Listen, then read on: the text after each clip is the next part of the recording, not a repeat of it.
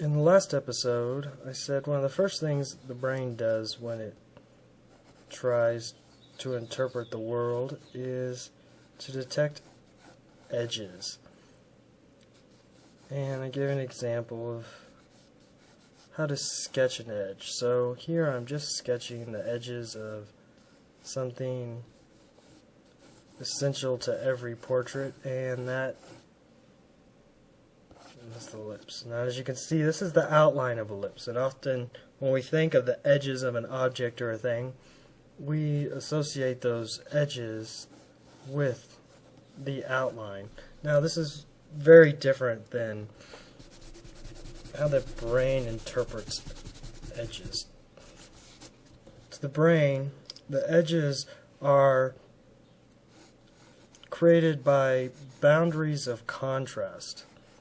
So in the lips, the largest boundary of value contrast occurs in the corners of the lips. And where the two lips meet, it's another harsh contrast. Now, because the light almost always shines down from above onto the lips, there's generally a shadow created below them, and that creates another boundary of contrast. Because the upper lip is a slightly different color and value when compared to the surrounding skin, creates another edge of contrast. Now,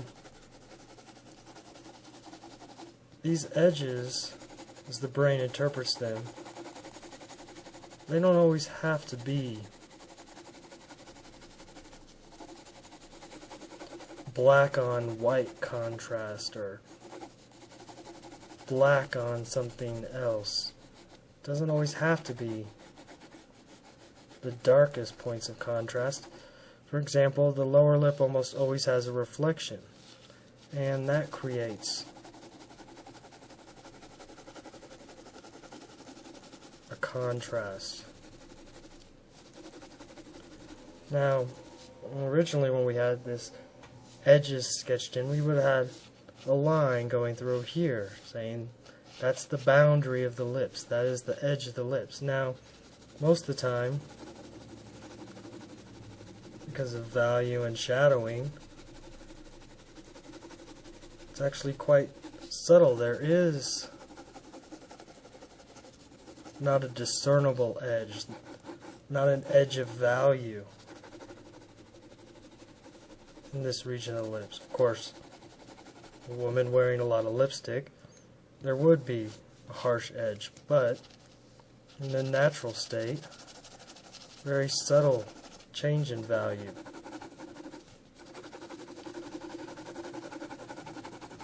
So the edges that we think of, the outline edges, are actually something quite different than the edges as the brain interprets them. Now, because sight is so integral into how we perceive reality, it's often difficult to remember that sight is just another sense, like touching or smelling. And it's important to remember the sensual aspect of sight to draw.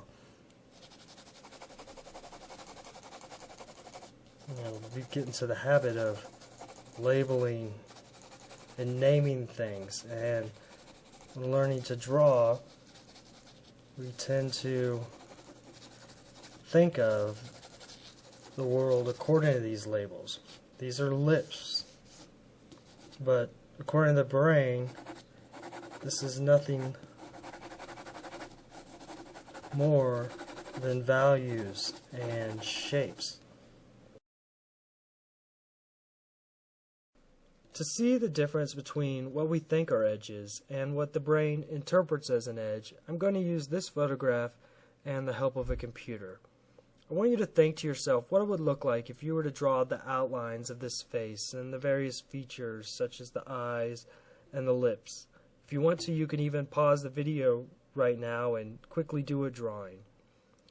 Now I want you to pay particularly close attention to the left side of this picture, where one would assume there should be an outline or an edge of the jawline, but you can't see it because it's lost in a very dark shadow.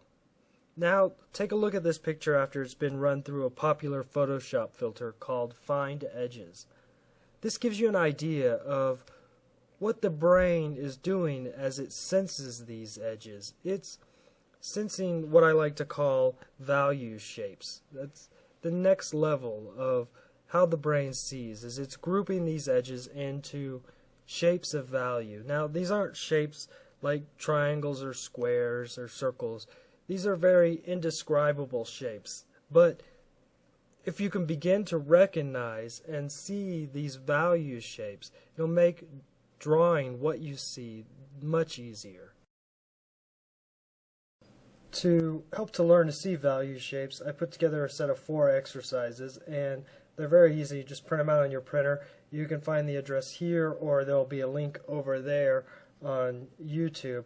I'm going to start the first one here with you. Now, we're going to be using these exercises in the next episode too, building upon what we start here. So it's very important that you actually have your paper laid out with a bounding box that's 8 by 10 inches. Now, you can either measure it out, or just a real quick way, if you don't feel like doing that, just lay your paper over the top of it and mark the corners off of it. Grab your ruler and just connect the lines.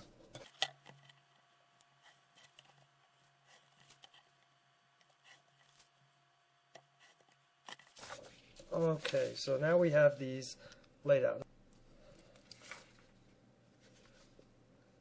Now if we look at this exercise, it's real blurry, hard to make out any value shapes. And this is done intentionally because in the future we're going to be actually refining and drawing on top of the exercise we already started. But as a starting point, what we're looking for is roughly areas that have a similar value. And I'm just going to draw on this, and I see a shape that looks something roughly like this. Now everything inside this shape has a value, say equal to value of 5 or higher. So everything is either inside of here is either 5 or darker. I'm just going to set this aside. Now, the reason we're getting a rough value here is that we want to start out lighter. So we can either kind of just sketch in this shape,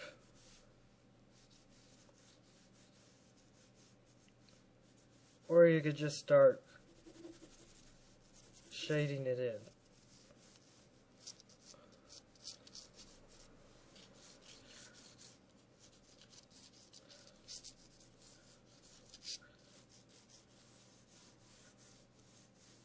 Now, because it has a value of 5 or lighter, what we want to do is fill it in, shift it just a little lower. We want to fill in this shape with, say, a value of 4. Now, you'll see why this is important later on. But just to start out, get this shape kind of started in.